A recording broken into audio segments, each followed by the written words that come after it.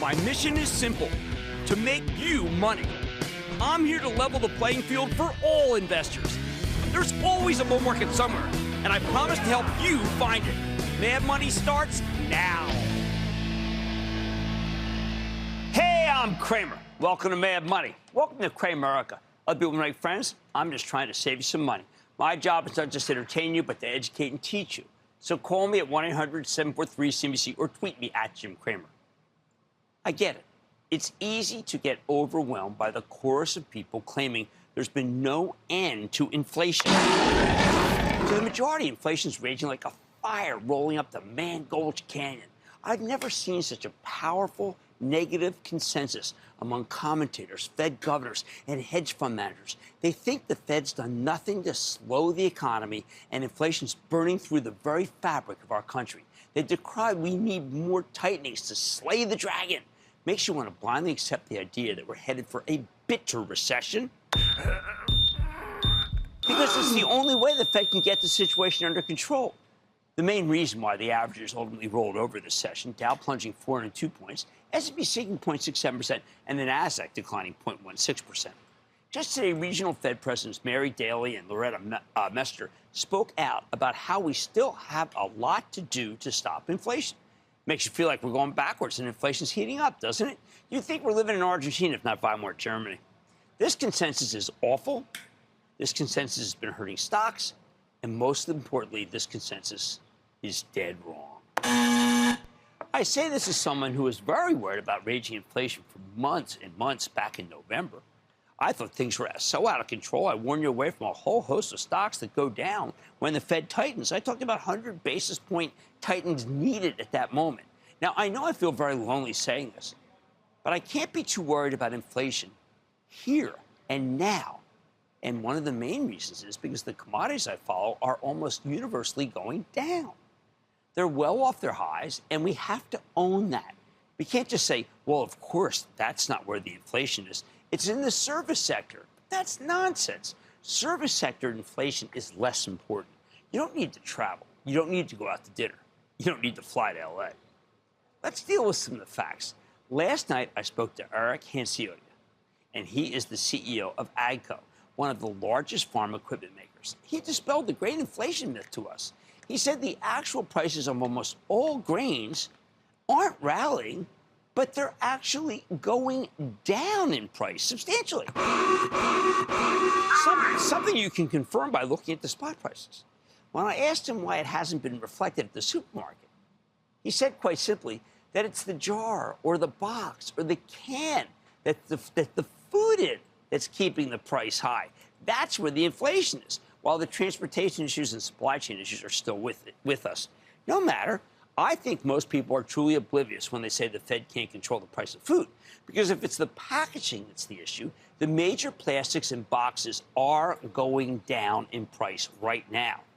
As supply increases and demand lessens, polyethylene pricing is getting clocked. Linerboard peaked, two of the economy's most important building blocks. But you don't hear these Fed people or the critics talking about that. If we get enough truck drivers, and I think we will, it's possible that we're very close to a pricing collapse at the supermarket. Now, I know you may think that's totally crazy because just the perceived and common wisdom is this. Packaged good companies raise prices, and they won't cut their prices. They won't pass on their savings if things get better for you and not for them. But they might not have a choice. Because you see, this industry that you all think is stuck with higher prices is going to keep sticking to, it's very competitive. Let me give you an example. Let's say you're in the snack business and you don't want to lower your prices because you're finally making a killing here. Your gross margins have gone up big. You raised the cost of your product, and now your raw cost, the plastic bag, is going down. Well, soon there'll be an outlet, Utz, UTZ, an independent, that will see its chance, and it will cut prices on its snacks. It will just cut and cut and cut in order to take market share away from you. Then the supermarkets see how little Utz is challenging, so they're going to feature Utz. And the next thing you know, it's done. All that pricing is taken away. I'm watching the stock at General Mills roar higher because of cereal inflation. Believe me, once the price of the box or the bag inside comes down, Post cereal will see its chance finally to grab market share, going, say, from 19% where they are to 30% where they want to be, undercutting the competitors. You hurting? Raisin Bran, Shredded Wheat, Grape Nuts, Bran Flakes, all those great brand names, they'll do just fine, and you'll buy them.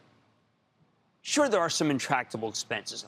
Let's take cattle, okay? A lot of people say beef's up a big deal, right? But then again, the plastic is the cost, right? They're wrapped up in plastic, and the price of cattle peaked ages ago. So have the grains you need to feed cows. By the way, I used to own a bunch of cows. They can eat you out of house and home, believe me. So what do? Well, you slaughter them, and you bring them to market. And don't forget to tell the kids that they went to Cal Heaven. Oh, memo to gentlemen farmers, don't name the steer. That's the heartbreaker. Chicken. All right, you want to lower the price of chicken? It's easy. Go to Costco. They're the biggest. Great prices. We know that cars have been too expensive, but that's all about the semiconductor shortage. The thing is, in a little notice line on the Texas Instruments conference call, they said their chip making is fungible, so they can now manufacture the chips the auto industry needs. At the same time, there's tremendous new car weakness in Europe. Those chips will soon be headed here to alleviate our shortage. That will tip the scales.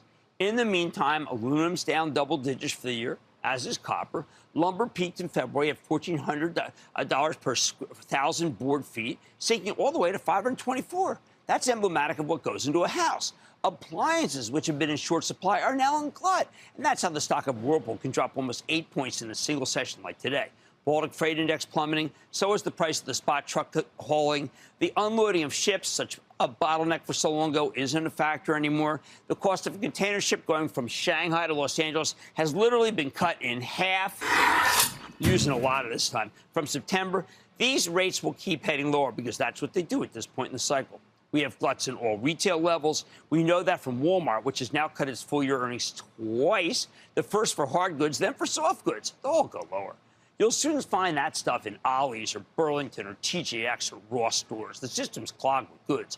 M2, a great measure of tightness in the money supply, has started to dive. If you do a pull-through, it looks like the whole move will soon be erased. Sure, labor's still tight, but we now know job openings fell sharply in June. Total employment vacancies fell to 10.7 million when the street was looking for 11.14 million. If jobs were so widely available, why has the number of Uber drivers had such a dramatic spike? When you see Uber soaring nearly 20%, you don't need to worry too much about wage inflation. Okay, oil's still high, but gasoline has come down to the point where it's hard to complain, even as people will always complain. The price at the pump has now fallen for 7 straight weeks, for heaven's sake, and every oil stock is rolling over. You know that, and I know that. And one more thing. I told you this earlier. Just shows you what's going to really happen in the system. Not that long ago, I talked about how the Summit, New Jersey Elks leadership had decided on its own to raise the price of domestic beer from $2 to $3, 50% boost. But an important missive we got yesterday entitled, "We Heard You." The trustees voted to keep prices unchanged. Okay, they added a 3% charge for credit card use, and they bumped imported beer from $3 to $4. Much easier to swallow, though. You can always drink the domestics. Right before most of these rolled over, I said I thought inflation had peaked. I was mocked on the boards and pilloried by the establishment, including the Financial Times, the salmon paper one. But every single commodity is lower since I made that call. Every one. It's kind of insane to be this right and be trashed for being wrong, but I'm used to spending quality time on the cross. Bottom line, while we hear Fed officials and hedge fund managers and strategists opine about how the Federal Reserve will have to double the federal funds rate to stop runaway inflation, ask yourselves which commodities, which goods they're actually talking about. I don't know how far prices have to fall before these people notice. Maybe they never will. Maybe they just don't want to know.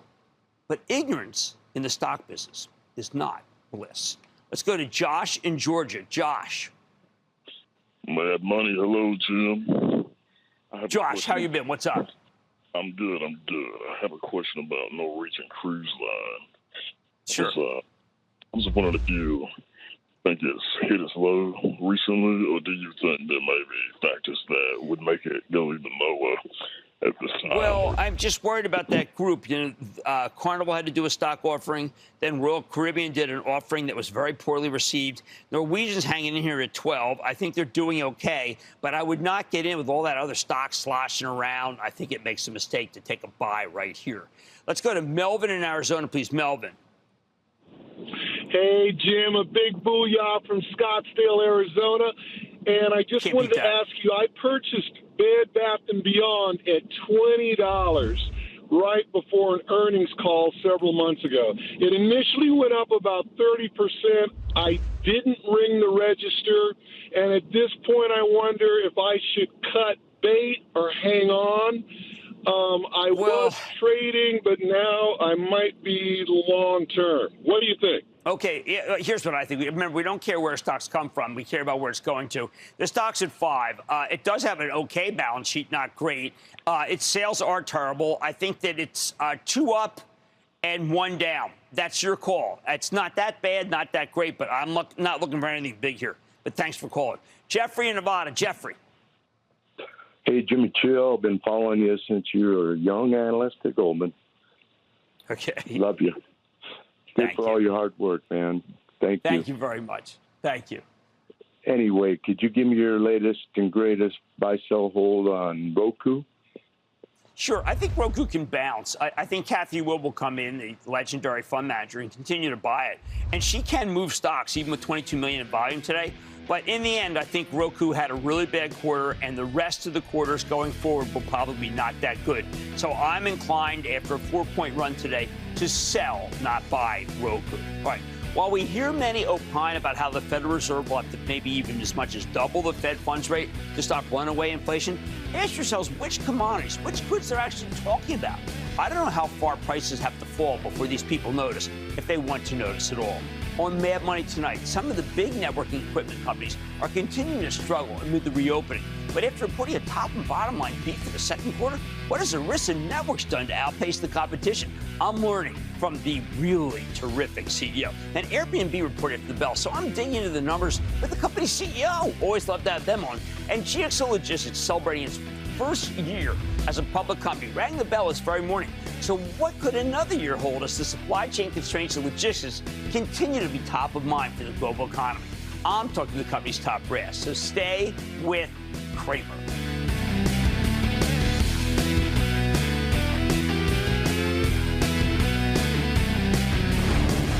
Don't miss a second of Mad Money. Follow @Jim Cramer on Twitter. Have a question? Tweet Cramer. #MadTweets.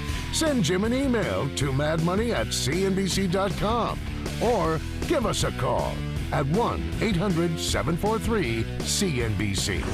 Miss something? Head to madmoney.cnbc.com.